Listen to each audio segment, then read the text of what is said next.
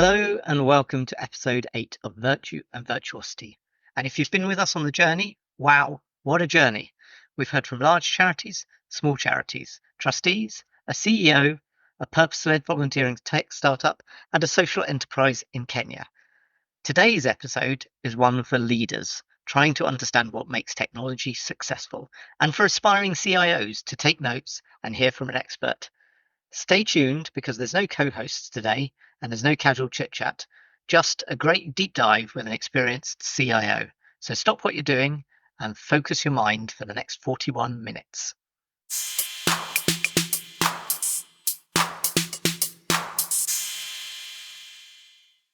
Hello and welcome. And today I'm joined by Laura Dawson, who's the chair of Charity IT Leaders and also an independent consultant. Laura, it's absolutely great to have you on. Thank you. It's absolutely great to be here. Nice to see you again, Stuart. First of all, maybe Laura, can you just tell us a little bit about yourself and your experience to date, and how you ended up as a chair of a Charity IT Leaders group?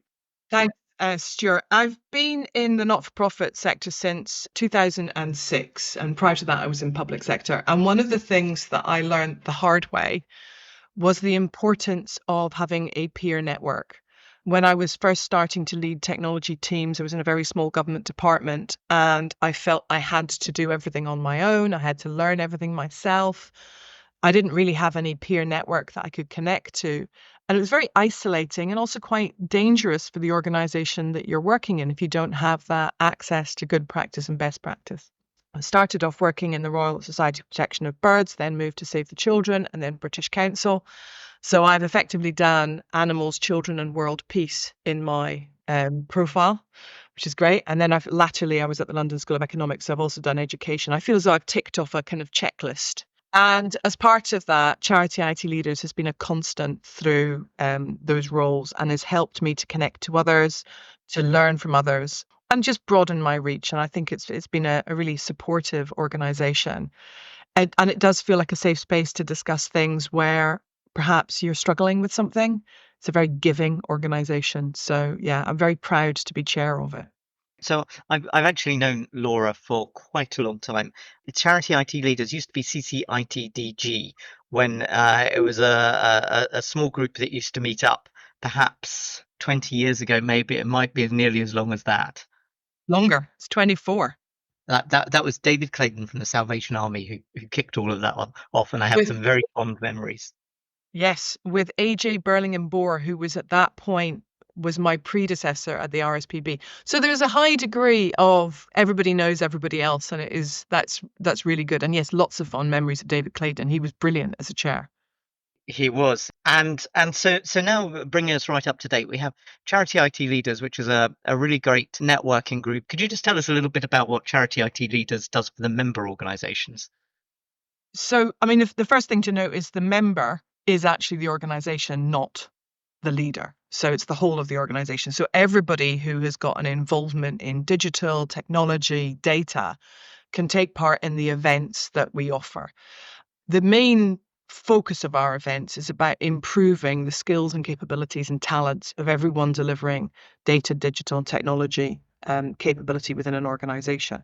So they can cover anything from learning about new cybersecurity threats, obviously very pertinent at the moment, always is, to understanding the benefits of AI and how it can help your organizations, but also things like how can you improve resilience within your teams, how can you develop your supplier relationship management. So there's an awful lot of education type activity that takes place. Ideally to improve the capabilities of everyone within the member organizations. It also allows people to share information about projects that they're running on at the moment, or areas where they're having difficulty. And one of the key ones that we see quite a lot of is people sharing difficulties they might be having with particular vendors or suppliers. And so what's worked for you, what hasn't, that kind of thing. Or sharing examples of where it's worked really well with a vendor and they want to help and share that understanding with other organizations. So it's a very good way of understanding what's going on in the market and sharing information about similar experiences or maybe new and novel experiences that you've come across. Yeah, I know throughout my career at Shelter and British Legion as well, I found it really useful. to talk to peers about particular projects and pieces of work we're working on and compare and contrast and see what's working for them. Which kind of leads me nicely into my first question, which was all around the challenges you've seen. Over the years, you've worked in quite a few charities. Are there any common themes around the challenges that charities face with technology? Oh, great. Well, yes, there are. I mean, I'm probably going to focus on two in particular. So the first one is a lack of focus, maybe, or a lack of understanding and the importance of maintaining your existing environment and keeping it fresh. And one of the things that I would describe that as is keeping pace with the market. So if you have got an infrastructure and you've got data and you've got a platform maybe, or you've got point solutions, whatever you've got in your organization, they rust over time. And it's important to set aside time, decision making, energy, and money to make sure that those things that support your business are kept up to date and fresh. And so that quite often you see in organizations, they'll have a change program, and that change program will be covering both maintenance and exciting new stuff. When the decision comes to cut that budget, because it invariably does, the bit that often gets left is maintenance, and the focus is on the shiny new stuff. And that might be right in that point of time, but over a longer period of time, that is actually quite dangerous. And it means that if you want to digitally transform in the future, or you want to do something new, if you haven't dealt with that maintenance burden and you haven't kept fresh and kept pace with the market, then you're going to find digital transformation quite hard. Can I chip in then with a question? Why do you think that is? Because obviously organizations, charities, companies, they maintain other things about their organization. They will regularly have a new strategy. They will, I don't know, the buildings, the offices, those will get regularly maintained. Why do you think it is that sometimes the technology platforms just get shoved into the corner and get forgotten about? Well, a number of different things. You can't see them is probably the number one. So if you walk around your estate, your building estate, you can spot that something's falling apart. You can spot a pipe's leaking. You can spot that the paint's not right. You can spot all of that. If your infrastructure is aging, it's very hard to spot that. So that's kind of number one reason why it gets shunted. The other one I think is more a cultural thing within technology functions, which is we are masters of making something work and keeping it going and nursing it along. And you know, that kind of nursing approach is great because you feel like a superhero. You feel like you're saving the organization money and you're keeping it going. But what you're actually doing is you're not doing what the organization wants you to do. You're constantly doing something that's unplanned and therefore unbudgeted to try and keep these things running, and which inevitably costs more. And you're not focusing on what the organization's planned to do. And then I guess the last bit is also to do with budgeting and how we do budgeting. And this could open up a whole new can of worms, Stuart. But there is a bit about whenever an organization goes into cost containment, a large number of organizations will choose to go down the salami slicing route when they've got to cut budget. And when they do that, they say everybody gets a 5% cut. The first thing that goes is maintenance planning in IT because it's the easiest thing to do. And nobody wants to kind of make the hard decisions about what part of the organization are we going to stop delivering? Which bit of our aim and ambition are we going to stop delivering so that everybody else then can cut their costs accordingly? So salami slicing is probably a bit of an issue, along with the way we do annual budgeting as well in organizations. So it's a bit harsh to kind of pick budgeting as a main cause, but not understanding how budgets work and not managing your budget accordingly is also a contributing factor to not doing maintenance. That's really spot on. I've seen that same thing around the budgets because technology teams generally have a lot of fixed costs and they don't have very many things which are variable. And one of the few things that is variable is the maintenance side of things, the keeping things up to date. And so you can see that straight away. Even the amount of times I've seen the conversation all around, well, should we just make our IT kit last a bit longer? Those laptops, which typically only last 3 years, could we stretch them out to 4 years and therefore manage to get a bit of budget freed up there? Or on the server side, on the platform side. Just touching on that, think there is something that IT directors and CIOs and heads of technology need to do, which is they do need to sweat the asset. So don't get me wrong. I think it's deplorable that organizations budget their laptops on a 3-year replacement cycle. It should be at least 4 or 5. They should be able to last that long, especially these days when they are less likely to be carried about. They're not being hoiked into the office every single day. They're being hoiked into the office maybe 2 or 3 days a week. So they should be able to last longer. However, what is not acceptable is leaving it so late that they go out of support. So the understanding that balance is quite important. I just thought I'd get the sustainability thing in there as well, because we do need to sweat our assets. Yeah, that's good. We haven't actually talked too much about sustainability ever since the first episode with Katie from National Trust. So it's good to have that in there. You said there were two big issues around challenges within technology teams. There was a second, I think. Yeah. And the second issue is about influence and engagement and organizations understanding how to lead digital technology and data transformation. So this is both the leaders of technology themselves, but also both the C-suite, so the top of the shop, and the layer below the top of the shop, if you have one. So those are the kind of team leaders or heads of, or they might be called assistant directors, whatever the level is. Let's cheekily refer to them as the marzipan layer. So they're the layer that actually are the ones that are driving getting things done.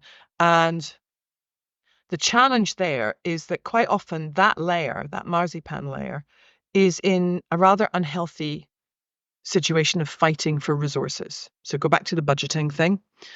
And if they're fighting for resources or they're fighting for attention, then they're not locked arms and they're not working together. So that's the first thing. So when you're talking about transformation, sorry, go ahead, Stuart. I'm loving the analogy here because all it's making me think of is the way my mum makes her Christmas cake, which she rolls her marzipan layer ridiculously thin and, yeah, nice chunky lump of icing and a nice chunky bit of cake, but a very thin, stretched marzipan layer, which is exactly how you're describing the marzipan layer in this analogy.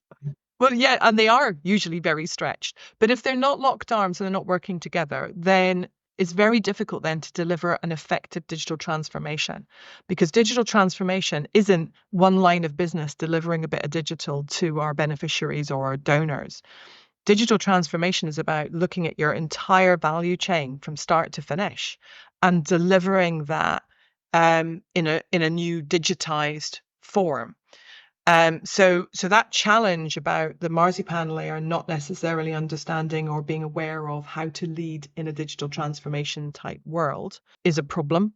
If you're the CIO or the director of technology and you're not on the board, just check who on the board is advocating for digital transformation and technology. And do they actually really understand it? And are they able to punch through and advocate in a way that really gets through?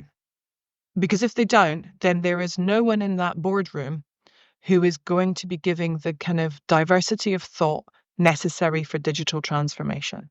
So that, I think, is a fairly major issue. I could talk quite a lot about this, Stuart. So I'll pause there and just see if you want me to go on further, or if there's anything. I think it's a really interesting topic, actually, the way the whole transformation side of things works. So I'm going to stretch that thought a little bit more.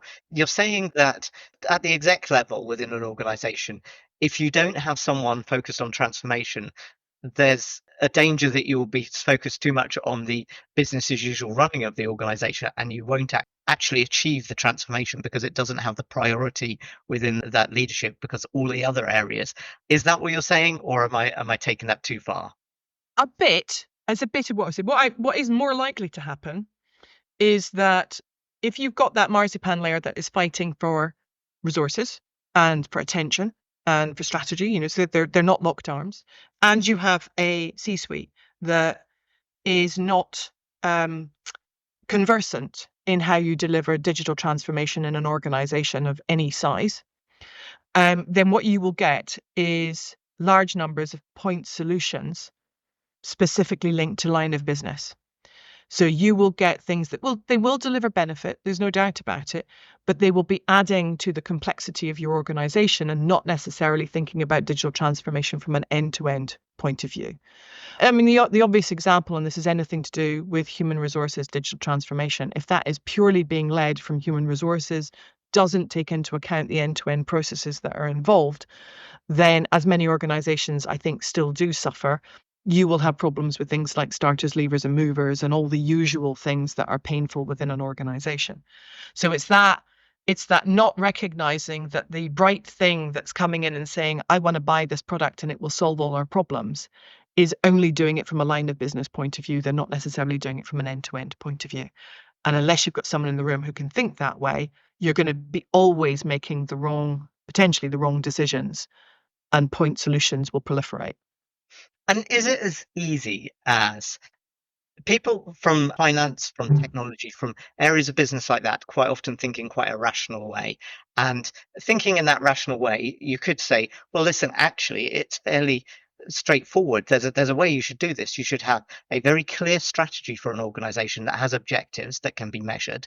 And then when you've got those measurable objectives, what you can do is you can align transformation programs beneath that deliver against those objectives. And then you can have your digital transformation very nicely aligned within those programs, because you've got clear benefits you're trying to achieve, and you can measure those benefits. And as a rational person from a technology or finance part of the business, you might say, well, that's exactly what you need to do. Just do that, and everything will fall nicely into place. It's really quite straightforward. Do you buy into that? Well, I mean, as we all know, strategy will fail at the first sign of any kind of battle. So yes and no, which is unhelpful of me.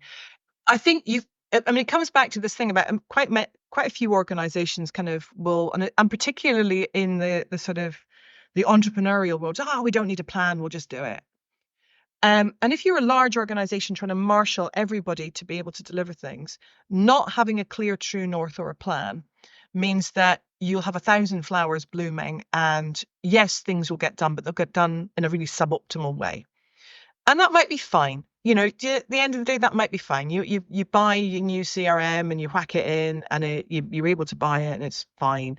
It means that somebody somewhere is going to have to transcribe data from one system to another, but you know what? It's delivering a slight benefit, so let's go with it. So there is that almost abhorrence of having a plan. But the benefit of having a true north or a plan that people can work towards is that when something unexpected happens, whether that's good or bad, you know what your plan was going to be, and you know what you can defer because you've got a plan. You can go, okay, that's more important than what's on my plan already, so I'm going to do that. So I'll defer those other things. I think the fundamental thing that needs to be in place in organizations is clarity on decision making. Because all these things that you described, that rational way of thinking, will be an awful lot easier to do and a lot swifter if it's really, really clear who's making the decisions. And for the tuppence worth it's worth, I think there should only ever be, on a decision, one decision maker. Everybody else is providing support to that decision maker, but there's one person who makes the decision. And if we can get to that point and you can actually try and remove the committee thinking and the whole committee's got to make a decision, then you're actually in a much better position to move it forward. And that means that people on board level or on ordinary boards, project boards, need to be conversant with what's the problem. They need to want the problem fixed, and they need to understand the possible tools at their disposal. That was an awful lot in answering your question. Hopefully I did. It was, and it sort of answered my next question. So we have a lot of senior execs, we have chief execs, and we have trustees that listen in on this podcast. If you were to have a chance to sit down, as you probably often do, with a group of these people and say, do you know, if there's a few things you need to do to help adoption of technology within your business to help drive success, what would those things be that you would be telling them to focus on? So the first one is what I've already said, is I would advocate that the very first thing that senior execs do is agree the decision rights on digital transformation. Who makes the decisions? And, you know, there's plenty of information on how to do this. This is not something I've made up. This has actually come from MIT. But it's the starting point for effective governance. And if you were a trustee, I would be asking, what are the decision rights in your organization? Now, this isn't about delegated authority levels. which we have for finance. Finance have been doing decision-making structures for years. Technology needs to take a leaf out of their book and do the same. But it's about who makes decisions on technology and data policy. Where does that sit? Who makes decisions on the infrastructure right up to the platform? So who makes decisions on that? I would advocate that that is your top technologists in your organization that make that decision. Who makes decision on investment? Most likely going to be your chief finance officer or equivalent. Who makes decisions on the architecture? So what's the design that you want? How do you want all the things to connect? What's your data architecture? Again, probably your top technologist, data person within your organization. And then the last one is who makes decisions on applications. By doing that, by understanding the decision rights of those different levels, what organizations will do is they will understand that there are different levels to technology, which at the moment they don't tend to do. And so understanding that you really want to control and protect your architecture and your platforms. But on the applications that sit on those platforms, knock yourself out, guys. That's where you can delegate decision making. As long as you're working on the platform and you're working to the standards of the architecture, go ahead and do whatever you want. The minute you stray is the minute that you can't make a decision from that. So if you're changing the architecture, you're changing the platform, or you're going off platform, that's when you start to fall into issues with decision rights and you have to get approval for that. So it's about that understanding the decision rights within an organization. I'm wondering how many organizations out there have something like that. So if I take this in my language, you talked about delegated authorities for finance. Everyone has that document which talks through exactly who can sign off what, how that all works in terms of finances. But in terms of technology, who has that document that says, where are the decision makers? How do we do that? Almost the terms of reference for technology decision making. Who has that document within their organization? I certainly haven't seen many of those knocking around. I haven't seen many. I mean, I did it in LSE, and it's one of those things where you keep it in your back pocket. It's not something you don't lead with your decision rights. And I think you'll find that most finance organizations don't lead with the delegated authorities either, but they're there and they make effort for people to understand them and to work within them. They actually make them sign them every year. So it is possible to do it. Certainly, it's one of those critical success factors for delivering effective industry-wide or organization-wide digital transformation. So it's one of those things that, yes, I've rarely seen it, but I've also seen an awful lot of investment in digital transformation that hasn't delivered the benefits that people would expect. It's delivered some, but it hasn't delivered it all. So that's kind of like the number one thing that I would suggest to senior execs. The other thing that I would recommend they do is think about how they manage the portfolio of change. And the problems that I've seen with portfolios is the focus is on prioritization. How important are these things against each other? So they end up with a prioritized list. What they then don't do is the second thing they should do, which is what's the schedule for delivery. And I think so then what you end up with is an awful lot of projects starting and then taking a very long time to deliver. And I think if people would stop biting off more than they can chew, or their eyes are bigger than their stomach type stuff, and just focus on delivering 2 or 3 projects and getting them to the end, then starting the next lot and getting them to the end, the chances of delivering of success are much, much higher. So I think there's a bit here about scheduling that senior execs need to get good at. And that's being not afraid. I'm going to digress slightly. Charities and not-for-profit have a tendency to be very conflict averse. So they don't like saying no to something. We need to get much better at doing that and picking an idea and going with it and scheduling it and delivering it, rather than allowing this multiplicity of projects to run for a very long time and no one gets the benefit of anything until, 4 or 5 years from now. So just sharpening that saw, delivering a few things early, and then moving on in bite-sized chunks is probably a better way of delivering it. So scheduling. And I think that's something that every CIO new into the job, or every transformation director new into the job, would recognize, is that one of the very first things that they will find is that they have far too many projects which have been going on for too long, which is unclear how to prioritize them, and they're all running behind schedule. And that the solution to that problem is to go through cutting ruthlessly until you've got down to a reasonable number of projects which can actually successfully deliver. Yeah. And part of the other problem that I see with this is that we don't have a handle on managing demand. As a senior exec, you quite often lead it up to the head of technology to manage demand. And at the same time, don't have them on your board. So you've got a situation where you've delegated authority to the head of, well, abdicated is probably a better word, the responsibility to the head of technology or CIO, whatever it is, to manage incoming demand into their supply. So they're supplying the services, meeting the needs of the projects. You haven't got any mechanism for controlling that. You're expecting them to do it. They're not on the board, so they can't influence you to do anything to try and change it. And the net result is it's not like a nice clean pipe of incoming demand. It's more akin to a body shower. And if you've got all this work coming at you and you haven't got good prioritization and you definitely don't have scheduling and you're not on the board, then you've got a real problem in delivering anything successfully. And it's even worse if you've got the kind of culture we often see in not-for-profit, where the attitude of the technology team is to try and be as helpful as possible, which is great. I love it. It's a really big strength. The problem is it's also a really big downside, because as soon as everyone finds out you can get something done if you just go and ask Stuart, who happens to be your developer, they'll go and see Stuart, who happens to be a developer. So Stuart is doing stuff that's off-piste and you don't know about and not doing the things you'd expect because everyone's trying to be nice.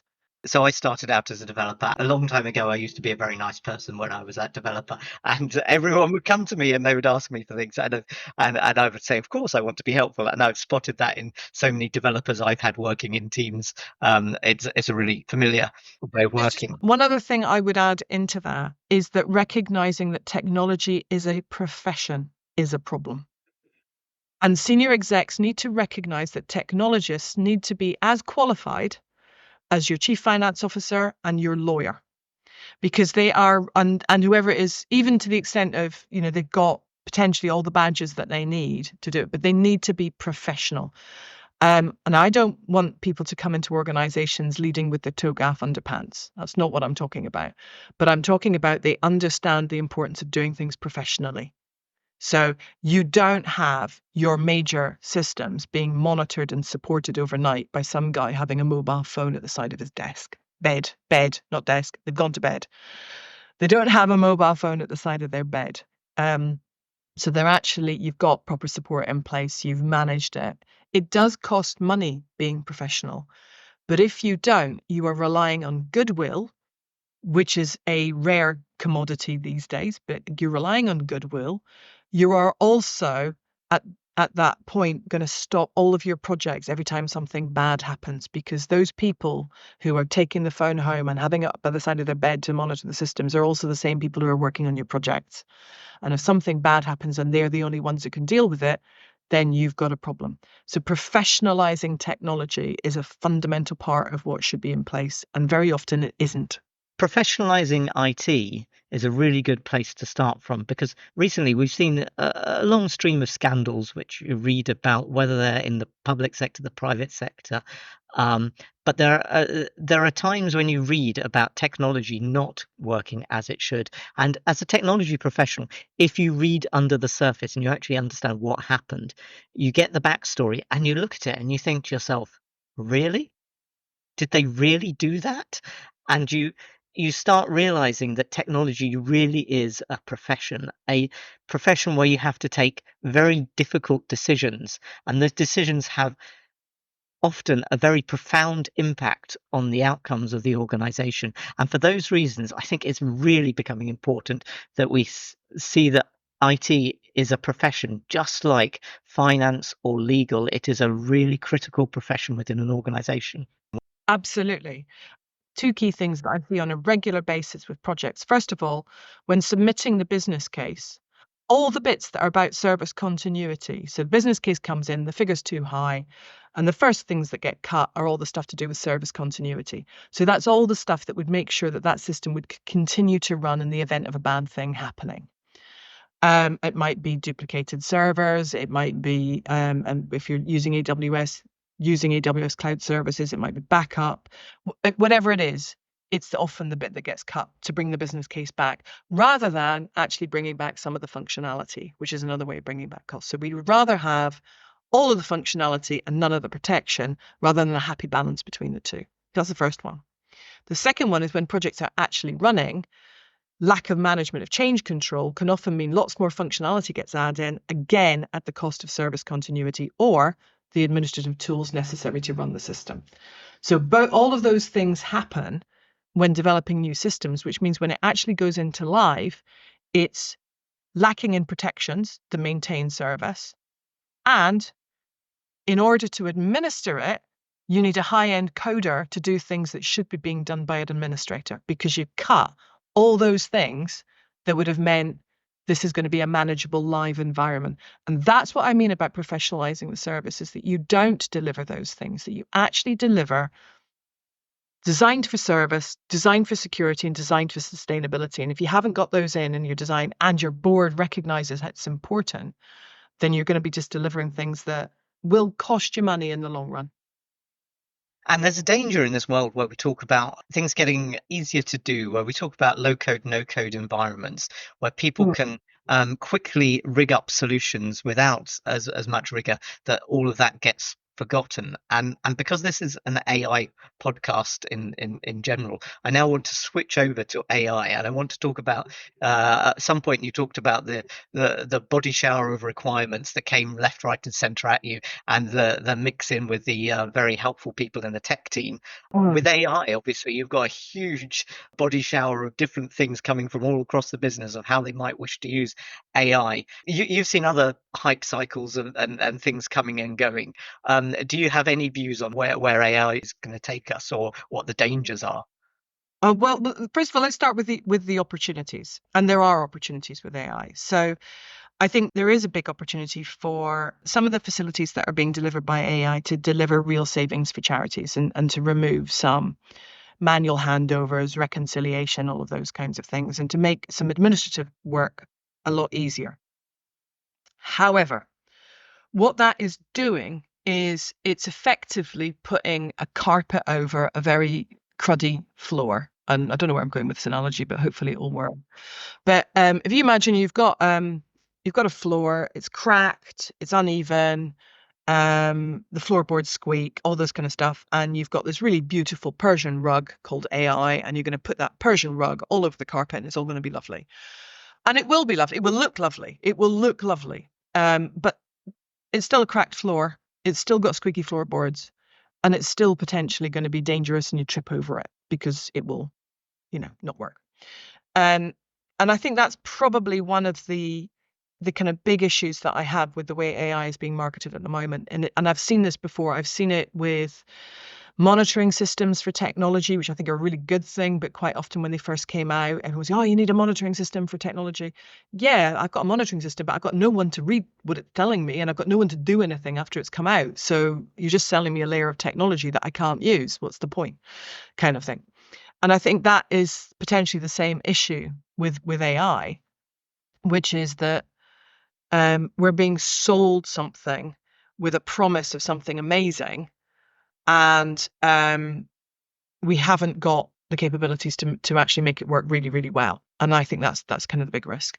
So what I was going to say, in terms of what you're talking about, the covering up problems with your carpet that covers up the cracked floorboard, the hole in the floor, the worry presumably with covering up problems is that most of the problems get smoothed over nicely until you get to the ruddy great hole in the floor that the AI fails to do, and then you have an epic fail in there where everyone thought everything was working quite nicely. And from my old coding days, something for the coders here, the old on error go to next statement where you could do chuck that in, and that would work really nicely to cover up any of your horrible errors, until you got to the huge great error that just messed everything up, and it would just be covered up until the whole thing collapsed horribly on the floor, and you're lying in the floor below in a pile of Persian rug. Yes. Excellent. I love it. It's sucked through the Persian rug. I mean, I think just to kind of take it a little bit further, I want to talk just briefly about the causes of the squeaky floor and the broken floor, which is not always what we think it is. It isn't always technology. The thing that worries me is that we will use AI to cover over problems that are actually inherent in the culture of your organization. And it goes back to what I was saying before about the marzipan layer that's not necessarily locked arms. And one of the things that AI will allow us to do, particularly around about processes and moving data around and understanding what's going on in your organization, it's allow organization to avoid dealing with that, what I call the elephant in the room, which is a potentially toxic culture that might be within your organization because people are not working together. They're not thinking about that end-to-end value chain.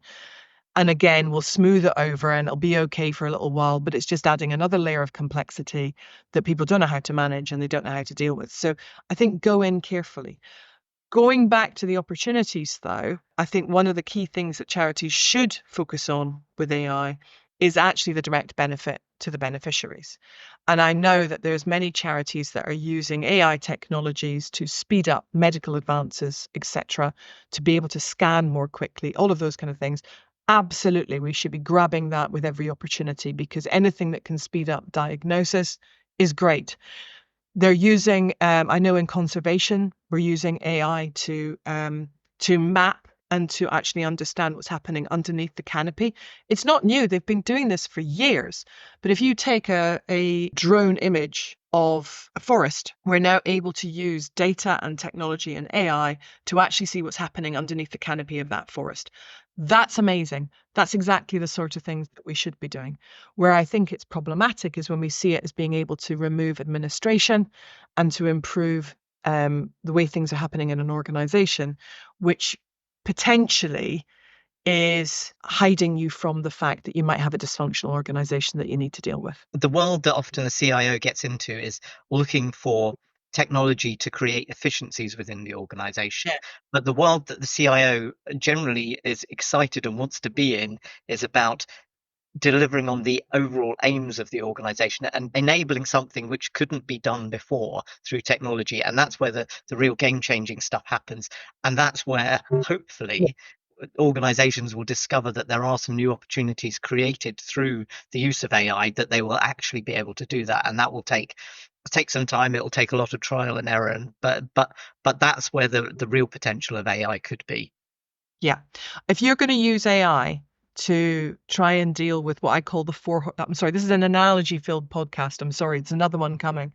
If you're going to use AI to deal with what I call the 4 horsemen of the apocalypse, which is manual handovers, rework, reconciliation, and duplicated effort, if you're going to use it to deal with that, there are cheaper and better ways of doing that, which involve getting people in a room and getting them to map out their processes. There's all sorts of things that we talk about at the moment in today's world about people don't come into the office as much as they should and they're not connected to each other.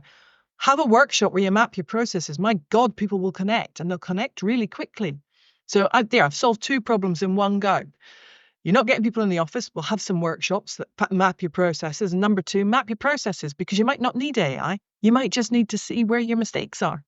And you're also giving recognition and fulfillment to some people in your organization who are doing some fantastic work, which just doesn't get noticed at all. But they know inside out what they're doing, and they know the challenges, and they've just been screaming out for ages and never been able to be heard. That actually, they could be doing this in a way better way. Yeah, I like that a lot.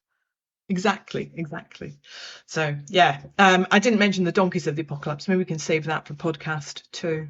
Well, I love that as well, Laura, because now that gives me an opportunity to say that there will be a season 2 of this podcast. We're aiming to run this podcast until the summer, and then season 2, which will be entitled "Donkeys of the Apocalypse." Now I've decided, and people will definitely be coming back for that one. So look forward to that. Laura, are there any other areas that we haven't covered, or anything that you wanted to mention in this? One of the things that I think is important for charities is to find ways of improving their pace and their pace of change. Because I think certainly everybody that I know in my position, whether they're in charities, private sector, public sector, the pace of change is turgid or can be turgid.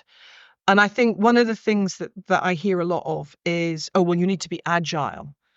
A methodology is not going to change your pace. It's not. I mean, it'll help, but it's not going to change your pace. We need to be thinking about going back to what I said right at the very beginning, which was about you need to improve your pace of decision making and you need to stick to your decisions. Indecisiveness and inconstancy, which is a very sort of Jane Austen type word. If you're inconstant about your decisions, you are going to make it really hard to deliver at pace. So that kind of decision-making piece is so fundamental. And I see it in all sorts of organizations that we just sort of flop about. And if we don't improve the pace, that's a problem. Another factor that might help in improving pace is actually do what you can, not what you want to. So that scheduling piece I said right at the very beginning, what's the number of projects that you can successfully deliver in any one go, and then stick to it. And yet it does mean you're going to have difficult conversations with the head of finance, the head of HR, the head of marketing, the head of fundraising, and the head of operations. But if you don't do that, all of them are going to get fed up because you're not going to deliver something to any of them quickly. Whereas if you just picked one and delivered to them, at least one out of your 5 would be happy, which is an improvement. So I got to improve the speed of change in your organization, focus on the decision making and get good at that decision making, and stick to your decisions when you make them. And secondly, to focus on doing what you can rather than what you want to, because then you will actually end up delivering things and you'll deliver to one person well rather than 5 people badly. Exactly. I mean, I do wish that we had a KPI that measured the amount of time from idea had to decision made, and from decision made to actually starting the project. If you could measure that, that's the measure of agility in an organization.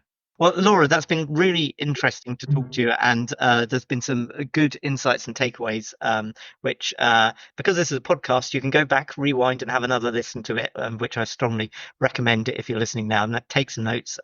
There's some really good stuff in there. Thank you very much, Laura. It's been really great chatting to you. In terms of charity IT leaders, is there any last words we want to say on charity IT leaders? Anything exciting coming up, or anything that if you're considering becoming a member that you should think about? Well, if you're considering becoming a member, come one, come all. We'd love more charities to join us, whether you're large or small. We are actually going to be running in the late summer, early autumn, a couple of forums, one for the larger charities and one for the small to medium-sized charities, to really understand in the next 5 to 10 years what hurts, what works. So that will be a good opportunity, even if you're not a member, to engage and to shape the narrative around about charity IT leaders and what do we want to do. We do have our conference in October, which I'm really excited about. We've got some really great speakers coming to that. It is also a fantastic opportunity for people to network and engage with other charities. And if I remember rightly, we have bacon sandwiches at midnight. What's not to like? Wow, bacon sandwiches at midnight. Fantastic. What conference gives you that? All right, Laura, thank you very much. It's been brilliant chatting to you, and have a great rest of the day. Thanks. Thank you very much. Thanks, Stuart. All right, thanks. Bye.